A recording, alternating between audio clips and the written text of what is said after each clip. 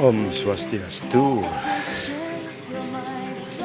Hari ini kita akan membahas salah satu pesan yang disampaikan oleh Sanggah Taksu Agung. Tapi sebelumnya merujuk dari penjelasan sebelumnya bahwa Taksu Agung merupakan pesan dari Pancasrada yang kedua, yang kalau kita rudut dari awal, Pancasrada yang pertama yaitu percaya dengan adanya Tuhan, yang berarti kita harus percaya juga dengan manifestasinya yang ada tiga, yaitu Dewa Siwa, Dewa Wisnu, dan Dewa Brahma. Seperti yang dijelaskan sebelumnya, di area Parayangan merupakan areanya Dewa Siwa, area Powongan merupakan area Dewa Wisnu, area Pelemahan merupakan areanya Dewa Brahma. Selanjutnya, setelah kita melanjutkan memahami Trimurti tersebut, kita merujuk sekarang ke Pancasrada yang kedua, yaitu Taksu Agung yang berpesan bagaimana kita menemukan kemampuan yang bertaksu agung, yang kemampuan yang luar biasa, agung arti yang besar. Kemudian setelah menemukan kemampuan yang bertaksu, yang besar, yang secara kekinian, yaitu kemampuan mendapatkan kecerdasan, kita harus mulai bijak, belajar bijak sesuai dengan pesan dari Sanggah Pesaren, bagaimana menempatkan Sang Atma di antara Sadasiwa. Selanjutnya yang ketiga, ya bagaimana memahami bahwa semua itu akan selalu bisa berulang, seperti pesan kemulan. Berulang bisa mendapat kebahagiaan, bisa berulang kembali. Dan terakhir kita bisa mencapai satu tujuan, menyatu dengan ide Sang Yang Widi Ewasa, Amor Asidya, menyatu dengan kemampuan Tuhan, menyatu dengan kekuatan Tuhan. Dalam Padmosari ini merujuk ke Padmo Tiga Besaki yang ada di penataran Pura Besaki, yaitu Paramo Atma, Paramo Siwa, dan Paramo Brahman, yang merupakan poros daripada Hindu Bali. Kembali kita kepada Taksu Agung. Taksu Agung yang mengajari bahwa bagaimana karma pala itu berjalan, baik karma pada baik maupun karma pala buruk, merujuk dari pesan ajaran Hindu, yaitu menggunakan Mahabharata. Mahabharata dalam proses kesehariannya diterapkan melalui wuku oleh umat Hindu Bali. Berdasarkan wuku ini, akhirnya diterjemahkan bagaimana kisah Mahabharata itu diterjemahkan ke hadapan kehidupan sehari-hari umat Hindu, agar menemukan akhir yang membahagiakan, seperti pesan daripada epos Mahabharata, di mana Mahabharata secara umum sudah tahu bahwa bagaimana kehidupan kerajaan yang berada di pinggir sungai atas kekuatan Dewi Gangga, akhirnya kesuburan, kemakmuran terjadi, dan bagaimana mereka memilih-milih guru untuk akhirnya bisa saling menguatkan diri dan akhirnya berseteru dalam perang Bratayuda. Kemudian selanjutnya bagaimana mereka menerapkan untuk mencari kebahagiaan selanjutnya sampai akhirnya perjalanan mereka sang Panca Pandawa menuju ke surga. Demikian kira-kira perjalanan sepintas tentang Mahabharata. Bagaimana umat Hindu menerapkannya? Ya melalui wuku.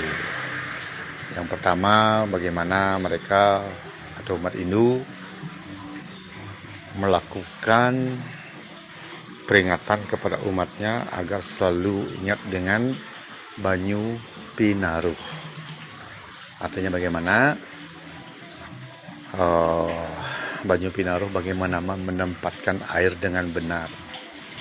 Bagaimana menjaga kondisi air, bagaimana menjaga agar ketersediaan air dalam kehidupan kesehariannya tetap terjaga sehingga kebahagiaan bisa terwujud. Bisa dengan cara apa? Dengan menampungnya, seperti halnya contoh di sini melalui tong yang cukup besar seperti ini. Jikalau memang air sudah cukup, maka sebagian penderitaan sudah kita akan lewati. Apalagi airnya sudah cukup, bagaimana akhirnya apa? Tumbuhan sekitar pun menjadi menghijau, menambahkan kesejukan di hati umat Hindu yang menempatinya.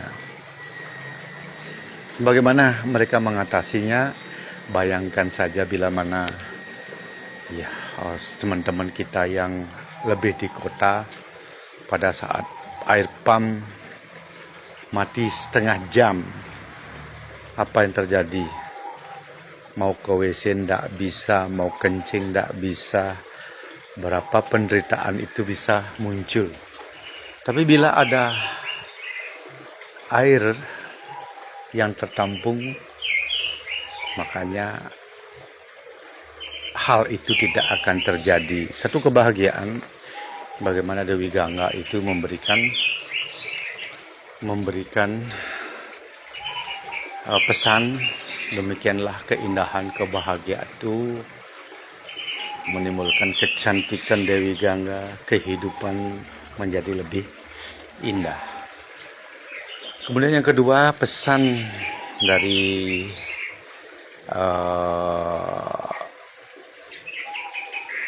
Mahabharata untuk umat Hindu Bali, yaitu tentang Somoribak, bagaimana umat Hindu Bali dipesankan untuk memiliki, ya kalau dulu zamannya lumbung, ya bagaimana lumbung itu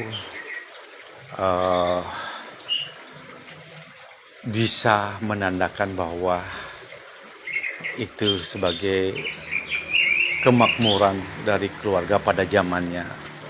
Tapi yang dimaksud di sini bagaimana umat Hindu bisa menabung. Akhirnya walaupun sekecil apapun penghasilan bisa untuk menabung.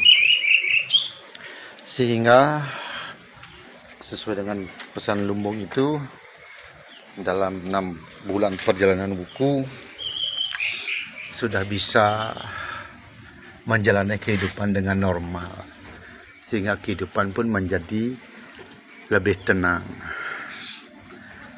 Tapi zaman kekinian tidak mesti harus ada lumbung, tapi ada buku tabungan yang bisa diisi, yang bisa mencukupi kehidupan 6 bulan ke depan.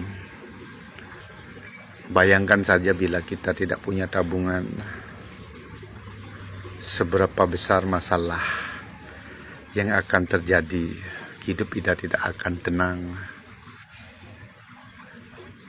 Kalau kita sudah punya tabungan, kita akan lebih tenang menjalani kehidupan berikutnya. Demikian kira-kira pesan daripada Somoribek. Kemudian yang kedua, kita dipesankan untuk melakukan sabuh mas, itu belajar mengetatkan diri, arti mengetatkan ikat pinggang, belajar bagaimana menjaga kualitas diri kita agar bisa menghadapi kekuatan kehidupan, beban kehidupan yang menjadi lebih berat dalam ke depannya. Jadi kita merasa lebih ringan kalau punya kekuatan untuk itu. Yang ketiga dari pesan Mahabharata yaitu kita diharapkan tetap hormat pada guru-guru kita. Selalulah dekat dengan para guru, yaitu pagar wesi, di mana setiap guru itu adalah merupakan pagar-pagar kehidupan kita yang kuat, yang bisa kita harapkan melindungi kita menjadi lebih baik dalam menjalani kehidupan. Seperti yang disebutkan catur guru, guru upaka, guru pengajian, guru susrusya dan swadhyaya. Bagaimana kita tidak bisa lebih tenang karena orang tua sudah ada di samping kita, bisa membantu setiap saat, memberikan solusi. Kemudian guru pengajian, bagaimana suatu saat kita bisa bertanya tentang hal-hal yang belum kita pahami. Guru susrusya pemerintah, setelah kita memang mengikuti semua aturan, pesan-pesan dari pemerintah damai, kita pun bahagia. Kita sudah punya SIM, kita sudah punya pajak, akhirnya kita tidak takut kemana-mana. Demikian. Kemudian apalagi ada Tuhan tempat kita mengadu. Ida Sang Yang Widiwasa sebagai guru kita, tempat mengadu pada saat kita merasa lelah, merasa letih, merasa bosan menghadapi kehidupan. Beliau selalu akan mendampingi kita dan memberikan petunjuk-petunjuknya dalam menghadapi kehidupan. Demikian dulu pesan Mahabharata melalui pesan Taksu Agungnya. Untuk sebagian nanti akan berlanjut ke part 2. Part pertama ini khusus di buku Shinto. Dulu yang pertama, biar tidak terlalu lama videonya. Ya, nanti berikutnya kita susul ke part 2, bagaimana mendapatkan satu taksu kecerdasan, satu kemampuan yang lebih luar biasa dalam menjalani kehidupan. Terima kasih. Sebagai penutup kata, kita ucapkan Paramasanti Om, Santi, Santi, Santi Om.